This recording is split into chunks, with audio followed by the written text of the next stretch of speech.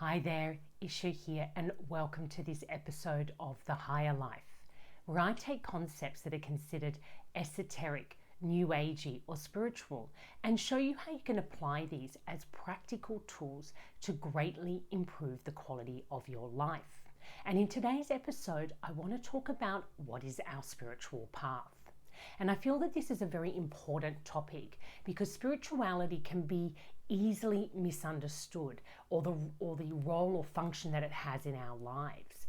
And if you're like me, a passionate fan of personal transformation and really seeking to feel empowered in your life, understanding your spiritual path in the context of your everyday life is really key. Now, I guess the most important thing that I want to say about the spiritual path is this is a path of maturation. It is a path of maturing as a human being, if we wanted to keep it super simple. And as a transformational life coach, this is a theme that I work with a lot with clients, which is learning how to mature in their responses to themselves, to others, and to their life in general. To move out of a more reactive way of living their life to become more responsive, and over time to become more empowered. And the way that we do that is through a maturation within our own spirit. We look at how have we been behaving in the past that hasn't really got us the results that we want, such as perhaps you're constantly in conflict with family members, or you're constantly in conflict with yourself. These kind of results aren't fun to live with. And often we have a sense that we could be handling our life in a different way and it would get a better result. And in the end, our spiritual path is really that inquiry into how could I respond or show up in this situation differently to get a better result. Now, what has actually happened over time is that spirituality, or that spiritual path, has kind of been hijacked into another realm, which I call the material life, or the life of manifestation, or the creative life. As human beings, we get up every single day and we use our energy to create a life for ourselves. We work, we have relationships, we look after our health, we cook. There's all these things that happen in our daily life that happen repetitively, and they become over time our life. That is that creative process, that part of being alive that is highly creative, and you have choice about the way that you live your life. However, you don't have full creative power over the way your life unfolds, and this is a blind spot that many people sort of dive into spirituality without really unpacking. There is this sense that if I'm more spiritual, if I'm more pure in myself, I'll be able to manifest a more abundant material life, that my life materially will be successful, or I'll have that perfect partner, or I will overcome some low self-esteem and become really attractive to other people and really successful in all these material ways. And that might happen, but it is not the purpose of our spiritual path. The purpose of our spiritual path is to teach us how to take events in our lives, such as interactions with other people, relationship challenges, health challenges, things that are challenging, and work with these so that they develop within us an inner strength. And it really makes sense when you think about the history of spirituality. And I'm no expert on this area, but one thing I do understand is most of the spiritual practices that we use day in and day out, meditation, some of the concepts such as compassion, gratitude, faith, these are tools that we have used historically to deal with our suffering, to help us endure suffering, and to help us find meaning in our suffering. If we weren't suffering back in the day at the beginning of time, we probably wouldn't have had the inspiration to think about how can we deal with the uncertainty, the brutality, the difficulty of being alive in this material concrete world. That inquiry never would have come about, and we wouldn't have actually gone about and developed all these practices that we have to help us cope better with our reality, which is we are a physical being in this physical body, and we don't really know what's going to happen next most of the time. And that's pretty scary, actually. So back in the day, spirituality offered this alternative pathway, another way to view ourselves and life that was able to soothe down some of that primal fear or primal survival tendencies that we had. So, in the end, it was an antidote to suffering, a way to cope with suffering, a way to endure suffering when you had no choice. However, I do believe that this path has matured as we have matured as a species. That in fact, that may have been the original calling of the spiritual path, which was in a way to detach from the material world and to seek this inner resilience, this inner joy, this inner beauty, this inner stillness that would help you cope better with the daily experience of being alive. So in a way, that antidote to suffering. However, what I've noticed is as we've evolved more as a species and we've become more materially affluent, we've developed a lot of solutions to our survival problems. The spiritual path has evolved as well. And now what we're seeking is not to endure our suffering or to transform our suffering or to find a way to be with suffering. We're actually looking to our spiritual path to support our prosperity. So we see that there is this transformation from suffering to prosperity, or from surviving to thriving to striving, which is, I believe, this evolution that we're on as a species. And in personal transformation, that is actually the work that we're doing. We're becoming conscious and aware of our own evolution from a life of suffering to a life of prosperity. And in order to do that, we can no longer look at just changing the material, our material circumstances. Maybe once upon a time that worked better. We could think about getting a better career or a better partner or a better body or whatever it is that you believe in the material world will help you feel more prosperous. But actually, there is this core belief system that has been driving humanity that is very much a survival or a striving mindset. And that makes it very difficult to really engage with the spiritual path, because the spiritual path asks you to mature out of that more infantile or more childish way of operating in the world. Now, there is a concept that I've come across through years and years of this work called the adult child. And this suggests that many of us still operate in our adult life out of these childlike tendencies. And the spiritual path is one which really sifts out the human beings that are ready to mature in their lives and to work on themselves in order to actually navigate the challenges of life in a more responsive, more peaceful, more harmonious way. So put simply, when you're a child and you have a fight with someone, you'll do anything in your power to make sure that your position is the one that wins, or you'll want people to understand, or you'll complain, or you'll defend yourself. That's a normal way for a child or an adolescent to respond to conflict in a relationship. But as we mature into adults, the expectation is that we will step back from immediately wanting to defend or protect or fix or solve and reflect on our part in that dynamic. And through that reflection process, we might become aware of a natural need to defend our position.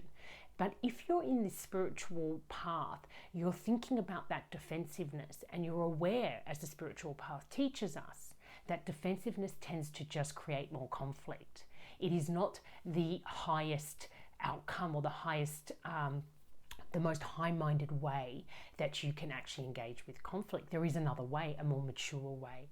And all these practices that the spiritual path bring to us, such as meditation, such as developing an inner soft skill set, such as developing the capacity for empathy, for compassion, for joy, that we can cultivate these things within us, helps us then to step back into that conflict and find an alternative way to respond that actually generates a better outcome for both people in a very peaceful and graceful way.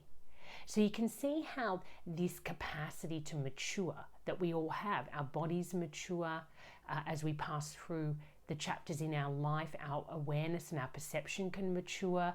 And there's this essence nature that we all have, and that also can mature. When you're a child, your essence nature just gets expressed through you in this very reactive, beautiful, spontaneous way. I mean, if you're a parent, you know, kids are extreme. They're so extreme, and they can often be very unreasonable. It's not easy to work with children or adolescents to get them to do what you want. That is not how they are designed. They are so, they hold on to their sense of self because it's very, very important to them. But obviously through life and experience, they learn to soften and to become less selfish and to become more selfless. Not to the point that they lose themselves completely, but that is a natural maturation process of learning to go from being completely dependent as a baby to wanting to be completely independent as an adolescent or young person throughout, your middle age, and then sort of to come back into family, into community, and to find the middle ground between completely dependent and completely independent. And that is the maturation process. And the spiritual path really helps us, supports us to do the inner work that we need to do to be able to mature as a human being. However, becoming spiritual or choosing to work on yourself at this level of the spiritual path does not guarantee that you will manifest all these amazing things in your life.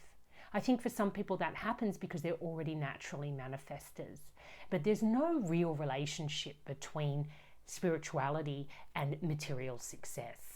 People can be very, very successful materially and be very deficient in their spiritual self, very immature. And we do live in a world, I believe, populated by highly successful, incredibly immature people.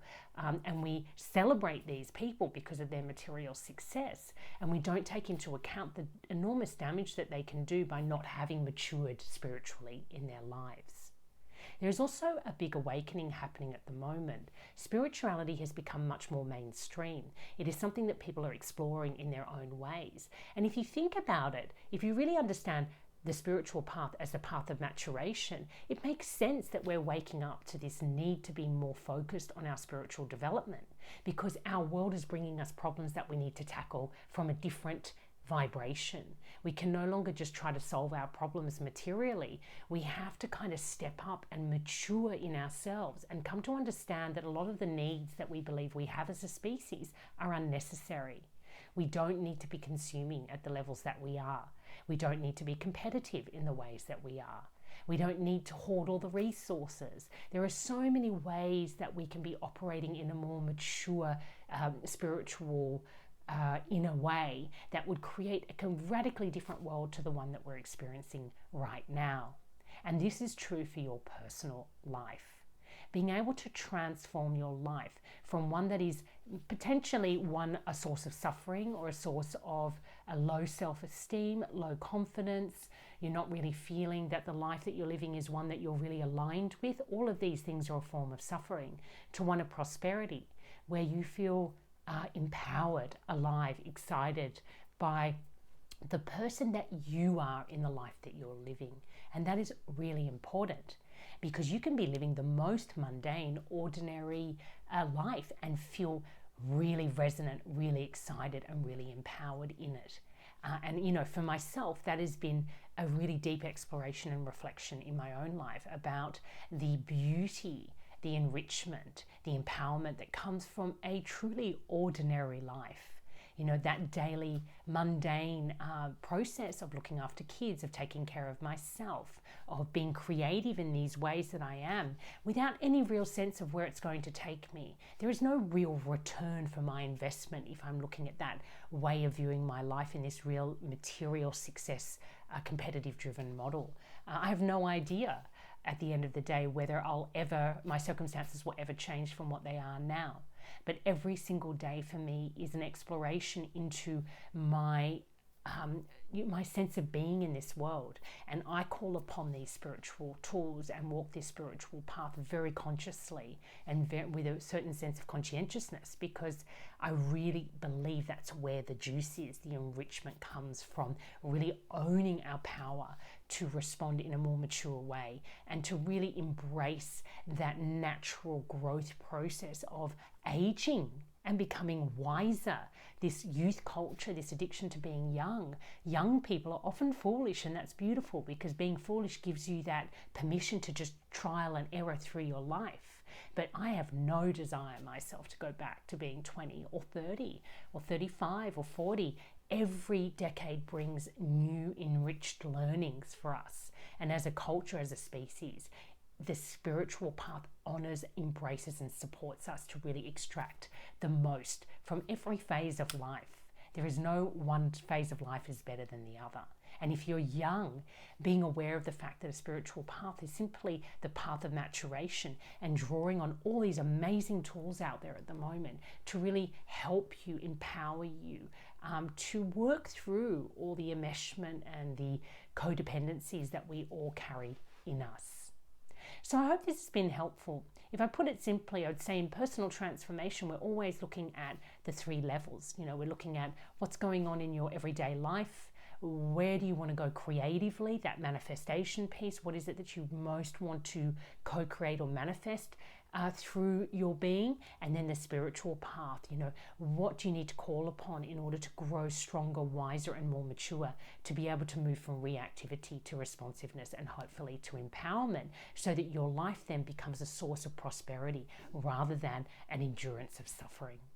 So if this feels exciting to you, definitely check out our free course at the Higher Life Academy, www.higherlifeacademy.com, and we have a fantastic paid course as well called The Empowered Way that will soon be live, that can really walk you through this initial stages of the process of personal transformation. And if you're just looking for some life coaching, you can always check out my life coaching website, Coach. Okay, so until next time, take care and love life.